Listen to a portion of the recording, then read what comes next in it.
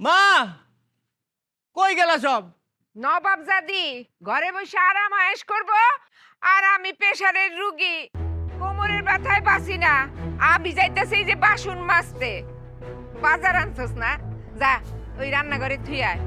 আমি বাসন ডি মাজা উঠান ঝাড়ু দিয়া ঘর ঝাড়ু দিয়া রান্না দিবনে, তোরা খাইবি সব। আর ওই নবাব জাদি তার মাইয়া লইয়া আমার রান্ধন খাইবো। কি ওর এত বড় সাহস? আমি ওরে দেখতেছি। ওই মামা, ওই তুই থাকতে আমার মা এই কামগুলো কেন করতেছে? আমার মায়ের হাতে এই কামগুলো বাঁচাই দিয়া তুমি যে আশ করতেছ না? ভাইজান বিশ্বাস করেন, আমি আম্মারে কোনো কাজ করতে কই নাই। আম্মা যা করতেছে নিজের ইচ্ছায় করছে। মা নিজের ইচ্ছায় সবকিছু করতেছে, তুই কি করতেছিলি? হ্যাঁ দেখি, এলো ধর।